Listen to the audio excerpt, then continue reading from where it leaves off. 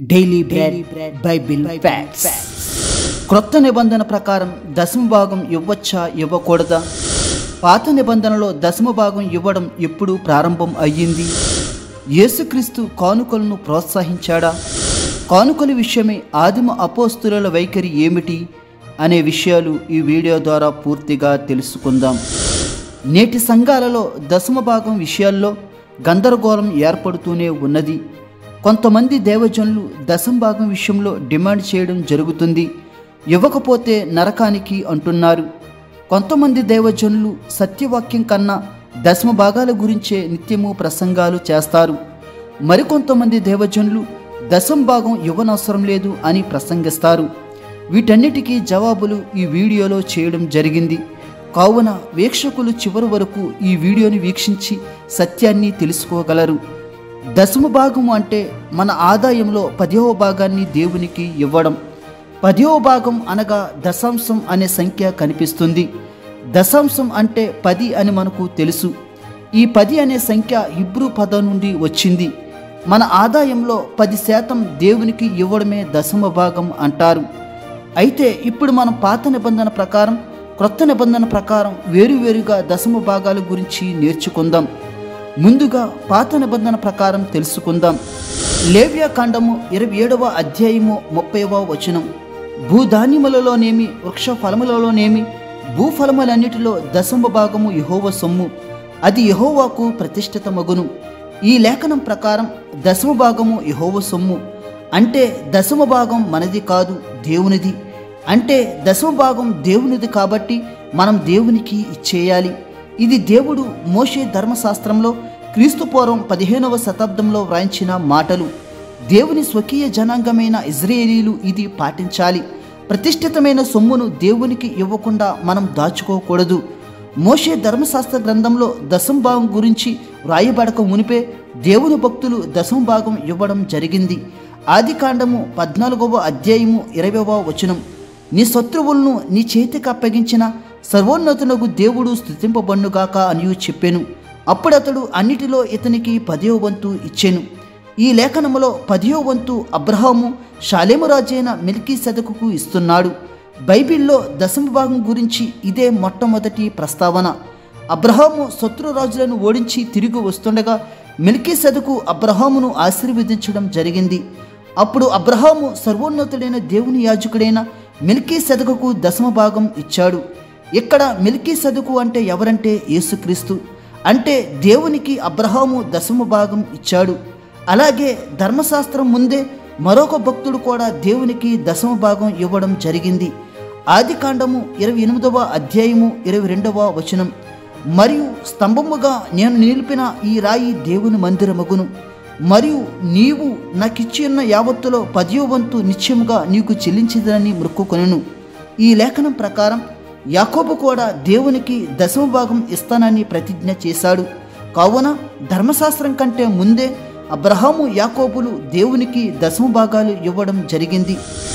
ఇప్పుడు మోషే చట్టం ప్రకారం దేవుని దశమ భాగం ఎవరు తీసుకోవాలో తెలుసుకుందాం.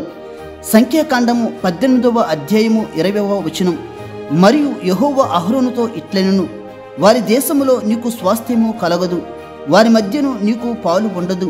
ఇజ్రాయేలు మధ్యను నీ పాలు నీ స్వాస్థ్యము నేనే. ఈ లేఖనములో దేవుడు అహరోనుతో మాట్లాడుతున్నాడు. అహరోను లేవి గోత్రానికి సంబంధించినవాడు. మొట్టమొదటిగా మందిరంలో యాజక ధర్మ బాధ్యతలు దేవుడు అహరోను సంతతికి అప్పగించాడు. అలాగే లేవీయులు దేవుని పని మాత్రమే చేయాలి. కావున వీరికి ఆస్తి ఎవరంటే దేవుడే. అందుకే కనాను దేశంలో మిగతా గోత్రాల వారికి స్వాస్థ్యము ఉంది గాని లేవీయులకు లేదు అని దేవుడు అంటున్నాడు. మిగతా గోత్రాల వారితో సమానంగా లేవీయులకు పాలు ఉండవు అని దేవుడు అహరోనుతో అంటున్నాడు. అయితే వీరు ఎలా బ్రతకాలి? వారి కుటుంబ పోషణ ఎలా చేయాలి? దేవుని పని మాత్రమే చేస్తే వీరికి ఆహారం ఎక్కడి నుంచి వస్తుంది? మిగతా గోత్రాల వారు కష్టపడి సంపాదించుకుని ఆహారం సమకూర్చుకుంటారు. కానీ లేవీయులకు ఆహారం ఎక్కడి నుంచి దొరుకుతుంది? సంఖ్యాకాండము 18వ అధ్యాయము 21వ వచనం. ఇదిగో లేవీయులు సేవకు అనగా ప్రత్యక్షపు గుడారం యొక్క సేవకు నేను ఇజ్రాయేలు యొక్క దశమ భాగములన్నిటినీ వారికి స్వాస్థ్యముగా ఇచ్చి తిని. అలాగే మరొక లేఖనం చూద్దాం. సంఖ్యాకాండము 18వ అధ్యాయము 24వ వచనం. అయితే ఇశ్రాయేలీయులు యెహోవాకు ప్రతిష్ఠార్పణముగా అర్పించు దశంభాగములను నేను లేవీయులకు స్వాస్థ్యముగా ఇచ్చి తిని, అందుచేతను వారు ఇశ్రాయేలు మధ్యను స్వాస్థ్యము సంపాదింపకూడదని వారితో చెప్పి తిని. ఇప్పుడు చూపించిన 2 లేఖనాల ప్రకారం ఇశ్రాయేలు తీసుకువచ్చే దశంభాగం లేవీయులకు చెందినది. అందుకే వారిని కనాను దేశంలో స్వాస్థ్యము సంపాదించవద్దని దేవుడు అంటున్నాడు. లేవీయులు మందిర సేవకు వారు బ్రతకడానికి ఈ దశంభాగాలను ఉపయోగించుకోవాలి. కాబట్టి లేవీల ఆస్తి ఎవరంటే దేవుడే. ఆ దేవుడు ప్రవేశపెట్టిన దశంభాగాలే వారికి ఆస్తి. లేవీయులకే కాకుండా ద్వితోపదేశకాండము 14వ అధ్యాయము 22 నుంచి 27 ప్రకారం సంవత్సరానికి ఒకసారి పండుగలకు దశంభాగం ఇశ్రాయేలీయులు ఇవ్వాలి. అలాగే ద్వితోపదేశకాండము 14వ అధ్యాయము 28 నుంచి 29 ప్రకారం 3 సంవత్సరములకు ఒకసారి పేదలకు కూడా దశంభాగం ఇవ్వాలి. ఇవే కాకుండా దేవుని మందిరానికి 3 రకాల కానుకలు ఇశ్రాయేలీయులు సమర్పించేవారు. 2వ రాజులు 12వ అధ్యాయము 4వ వచనం, యోవాషు యాజకులను పిలిపించి యెహోవా మందిరములోనికి తేబడు ప్రతిష్ఠిత వస్తువుల విలువను అనగా జనసంఖ్య దాఖలా చేయబడిన జనులు తెచ్చిన ద్రవ్యమును, వంతు చెప్పిన ప్రతి మనిషికి నిర్ణయమైన ద్రవ్యమును, స్వేచ్ఛ చేత ఎవరైనాను యెహోవా మందిరంలోనికి తెచ్చిన ద్రవ్యమును. ఈ లేఖనంలో 3 రకాల కానుకలు మనకు కనిపిస్తున్నాయి. 1 జనసంఖ్య ప్రకారం ఏర్పరిచిన ద్రవ్యం, 2 వంతులు చొప్పున ప్రతి మనిషికి నిర్ణయమైన ద్రవ్యం, 3 స్వేచ్ఛగా ఇచ్చే ద్రవ్యం. ఇందులో మొదటిది ఏమిటంటే 20 సంవత్సరాలు నిండిన ప్రతి ఇశ్రాయేలీయుడు ప్రతి సంవత్సరం అరశెకులు దేవుని మందిరానికి ఇవ్వాలి. ఇది మనకు నిర్గమకాండము 30:13లో కనిపిస్తుంది. అందుకే జనసంఖ్యను బట్టి దేవుని మందిరానికి కానుకలు తీసుకువచ్చేవారు. అలాగే రెండవది ఏమిటంటే పురుషుల వయసును బట్టి ఇంత డబ్బు, స్త్రీల వయసును బట్టి ఇంత డబ్బు అని చెల్లించాలి. ఇది మనకు లేవ్యాకాండము 27:2లో కనిపిస్తుంది. ఇది వ్యక్తిగత ఒక రకమైన ఆస్తి పన్ను లాంటిది. అలాగే 3వ కానుక ఏమిటంటే ఇది స్వచ్ఛందంగా ఇచ్చే కానుక. నీ హృదయం ప్రేరేపణ కొలది దేవునికి ఎంత ఇవ్వాలంటే అంత ఇవ్వచ్చు. అందుకే దీనిని స్వేచ్ఛగా ఇచ్చే ద్రవ్యం అన్నారు. ఈ 3 రకాల కానుకలు దేవుని మందిర నిర్మాణానికి, మరమ్మతులకు, పనిముట్ల కొనుగోలుకు ఉపయోగించేవారు. ఇప్పటి వరకు చెప్పినవన్నీ పాత నిబంధనలో దేవుడు ప్రవేశపెట్టిన కానుకలు.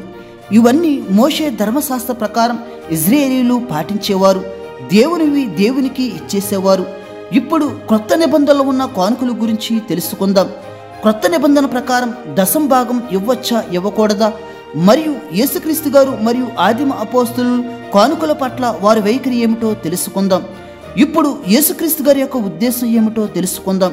మత్తయి సువార్త 23వ అధ్యాయము 23వ వచనం, అయ్యో వేషధారులైన శాస్త్రులారా, పరిసయ్యులారా, మీరు పుదీనాలోను, సోపులోను, జీలకర్రలోను 10వ వంతు చెల్లించి ధర్మశాస్త్రంలో ప్రధానమైన విషయములను అనగా న్యాయమును, కనికరమును, విశ్వాసమును విడిచిపెట్టితిరి. వాటిని మానక వీటిని చేయవలసి ఉండెను. ఈ లేఖనంలో యేసుక్రీస్తు గారి స్వయంగా శాస్త్రులు పరిసయ్యులతో మాట్లాడుతున్నాడు. పుదీనాలోను, సోపులోను, జీలకర్రలోను 10వ వంతు చెల్లిస్తున్నారు, కానీ న్యాయం, కనికరం, విశ్వాసం విడిచిపెట్టారు. అయితే మీరు 10వ వంతు చెల్లిస్తూ విశ్వాసాన్ని కలిగి ఉండండి అని యేసుక్రీస్తు అంటున్నాడు. అందుకే వాటిని మానక వీటిని చేయండి అని యేసుక్రీస్తు గారు అంటున్నారు. దీన్ని బట్టి అబ్రహాము, మోషే కాలం నాటి ప్రవేశపెట్టిన కానుకలను దేవుడు ఆపు చేయకుండా ఇప్పటికీ కొనసాగేలాగా యేసుక్రీస్తు గారు ప్రోత్సహిస్తున్నారు. అలాగే మరొక లేఖనం చూద్దాం.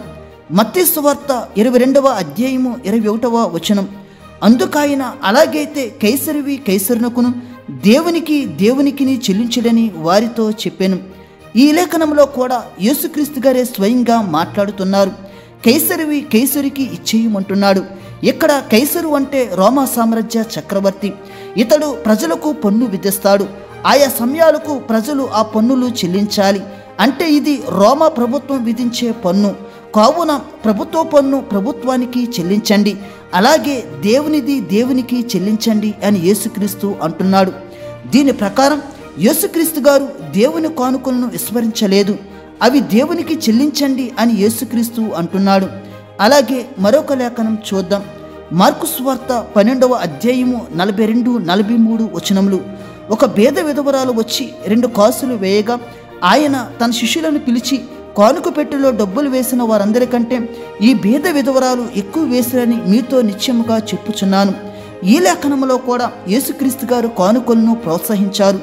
అనేక మంది కానుకల పెట్టెలో కానుకలు వేశారు, కానీ బీద విధవరాలు మాత్రం తన జీవనమంతయు వేసింది. కావున యేసుక్రీస్తు గారు దేవుని కానుకలను ఎప్పుడూ వద్దనలేదు. అలాగే యోహాను సువార్త 12వ అధ్యాయము 6వ వచనం మరియు యోహాను సువార్త 13:29 ప్రకారం డబ్బు సంచి ఇస్కరియోతు యూద దగ్గర యేసుక్రీస్తు గారు ఉంచేవారు. యేసుక్రీస్తు గారు ఆయన శిష్యులు ఎక్కడికి వెళ్ళినా వచ్చిన కానుకలను ఇస్కరియోతు యూద దగ్గర యేసుక్రీస్తు గారు ఉంచేవారు. వాటిని ప్రయాణ ఖర్చులకు, పోషణకు, ఇతర అవసరతలకు యేసుక్రీస్తు గారు ఉపయోగించేవారు. ఇప్పటి వరకు చూపించిన లేఖనాల ప్రకారం యేసుక్రీస్తు గారు ఎక్కడా కూడా కానుకలు వద్దనలేదు. అలాగే కానుకలను ఇచ్చేవారిని ప్రోత్సహించాడు. ఇప్పుడు కానుకల పట్ల ఆదిమ అపోస్తుల వైఖరి ఏమిటో తెలుసుకుందాం. ఆదిమ అపోస్తులు ఎక్కడ కూడా దశమ భాగం ఇవ్వమని ఆజ్ఞ ఇయ్యలేదు. పాత నిబంధనలో అయితే దశమ భాగం గురించి స్పష్టంగా వ్రాయబడింది. అయితే ఆదిమ అపోస్తులు దశమ భాగం అనే ప్రస్తావన తీసుకురాలేదు. కానీ దశమ భాగం కంటే తక్కువ మరియు ఎక్కువ కానుకలను తీసుకున్నారు.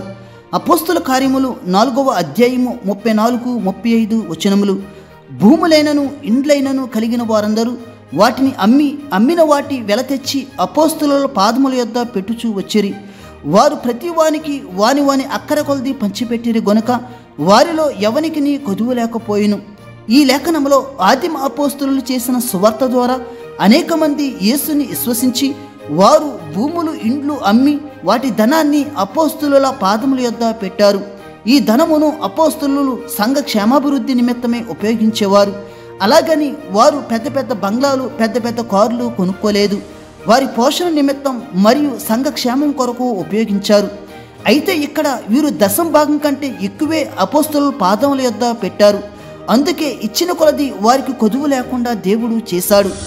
అలాగే మరొక లేఖనం చదువుదాం. 1 కొరింథీయులు 16వ అధ్యాయము 1-2 వచనములు. పరిశుద్ధుల కొరకైన చందా విషయమైతే నేను గలతీయ సంఘములకు నియమించిన ప్రకారం మీరును చేయుడి. నేను వచ్చినప్పుడు చందా పోగు చేయకుండా ప్రతి ఆదివారమున మీలో ప్రతివాడును తాను వర్ధిల్లిన కొలది తన యొద్ద కొంత సొమ్ము నిలువ చేయవలెను. ఈ లేఖనం ప్రకారం పౌలు భక్తుడు కూడా కానుకలను ప్రోత్సహిస్తున్నాడు. మీలో వర్ధిల్లిన కొలది ఇవ్వమంటున్నాడు. ఇది దేనికంటే పరిశుద్ధుల కొరకు, తన సేవకుల సేవ కొరకు సొమ్ము పోగు చేయండి అంటున్నాడు. పౌలైతే వ్యక్తిగతంగా కష్టపడి సేవ చేశాడు. కానీ అదే పౌలు సేవకుల నిమిత్తం కానుకలు పోగు చేయమన్నాడు. ఇక్కడ వర్ధిల్లిన కొలది అంటే దశమ భాగం కంటే తక్కువ ఇచ్చేవారుంటారు, అలాగే దశమ భాగం కంటే ఎక్కువ ఇచ్చేవారు కూడా ఉంటారు. ఇప్పుడు అసలైన లేఖనం చదువుదాం. ఇదే దశమ భాగాల విషయంలో అన్ని ప్రశ్నలకు జవాబు. 2వ కొరింథీయులు 9వ అధ్యాయము 6వ వచనం. కొంచెముగా విత్తువాడు కొంచెముగా పంట కోయను, సమృద్ధిగా విత్తువాడు సమృద్ధిగా పంట కోయను అని ఈ విషయమే చెప్పవచ్చును.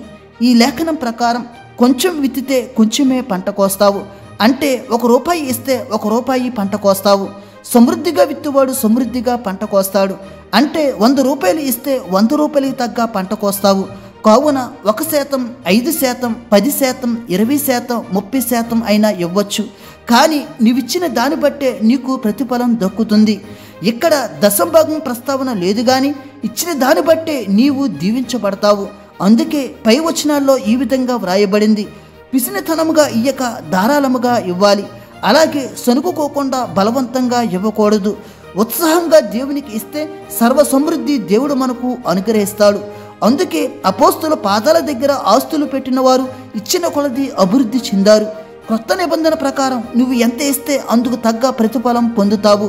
తక్కువ ఇస్తే తక్కువ ప్రతిఫలం, ఎక్కువ ఇస్తే ఎక్కువ ప్రతిఫలం పొందుతావు. అలాగని దైవజనులు ఎక్కువ ఇవ్వండి అని డిమాండ్ చేయకూడదు. ఇది లేఖనాలకు విరుద్ధం. అలాగే విశ్వాసులు ఇక్కడ ఒకటి గ్రహించాలి.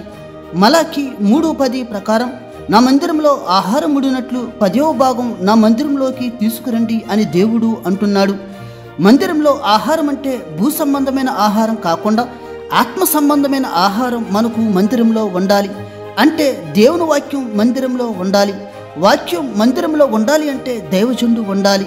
దైవజనుడు మందిరంలో ఉండాలి అంటే అతడు పోషింపబడాలి. అతడు పోషింపబడాలి అంటే సంఘస్థులు కానుకలు తీసుకురావాలి. పాత నిబంధన ప్రకారం దశమ భాగం ఇవ్వాలి. అదే ఆదిమ అపోస్తుల ప్రకారం ఎంతైనా నువ్వు ఇవ్వచ్చు. ఇచ్చిన దాన్ని బట్టి నీవు దీవించబడతావు.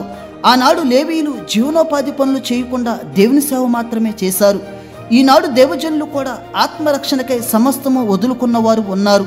కావున మందిరంలో వాక్యం ఉండాలి అంటే దేవజనుడు పోషింపబడాలి. ఇదే విషయం లేఖనం కూడా స్పష్టం చేస్తుంది. రోమీయులు 13వ అధ్యాయము 6-7 వచనములు. యాలి అనగా వారు దేవుని సేవకులయుండి ఎల్లప్పుడూ ఆ సేవ యందే పని కలిగి ఉందురు. ఇందుకే కదా మీరు పన్ను కూడా చెల్లించుచున్నారు. కాబట్టి ఎవనికి పన్నో వానికి పన్నును, ఎవనికి సుంకమో వానికి సుంకమును చెల్లించిడి. ఎవని ఎడల భయం ఉండవలనో వాని ఎడల భయమును, ఎవని ఎడల సన్మానం ఉండవలనో వాని ఎడల సన్మానమును కలిగి ఉండి అందరికీ వారి వారి రుణములను తీర్చుడి. ఈ లేఖనం ఇప్పటికే మీకు అర్థమయ్యే ఉంటుంది. ఎల్లప్పుడూ పూర్తిగా దేవుని సేవ చేసే సేవకులు ఉంటారు. వారి పన్ను వారికి చెల్లించాలి. ఈ విధంగా అందరికీ వారి వారి రుణాలు తీర్చండి అని లేఖనం సెలవిస్తుంది. ఎందుకంటే ఈ భూమి మీద మనం అనుభవించేవన్నీ దేవుడివే, దేవుడిచ్చినవే తిరిగి మనం దేవునికి ఇస్తున్నాము. 1 తిమోతి 6వ అధ్యాయము 17వ వచనం. యెహోమందు ధనవంతులైన వారు గర్విష్ఠులు కాక అస్థిరమైన ధనమునందు నమ్మిక ఉంచక సుఖముగా అనుభవించుటకు సమస్తమును మనకు ధారాళముగా దయచేయు దేవుని యందే నమ్మిక ఉంచుడని ఆజ్ఞాపించుము. ఈ లేఖనం ప్రకారం మన సుఖం కోసం ధారాళముగా సమస్తం దేవుడు మనకు దయచేస్తాడు. కావున నీకున్న ధనం పట్ల గర్వించక దేవుని పట్ల నమ్మిక ఉంచి ఆయన చెప్పినది చేయాలి. 1 కొరింథీయులు 10వ అధ్యాయము 26వ వచనం. భూమియు దాని పరిపూర్ణతయు ప్రభువునవై ఉన్నవి. ఈ లేఖనం ప్రకారం భూమిలోనున్న సమస్తం దేవునివే, అవే మనం దేవునికి ఇస్తున్నాము. ఇచ్చేటప్పుడు దేవజనుడికి ఇస్తున్నాము అనుకోకుండా దేవునికి ఇస్తున్నాము అని హృదయాలోచన కలిగి ఉండాలి. మీరు ఇచ్చిన కొలది దేవుడు మిమ్ములను ప్రతిఫలింపచేస్తాడు. దేవుడు మిమ్ములను మీ కుటుంబములను దీవించునుగాక. ఆమేన్.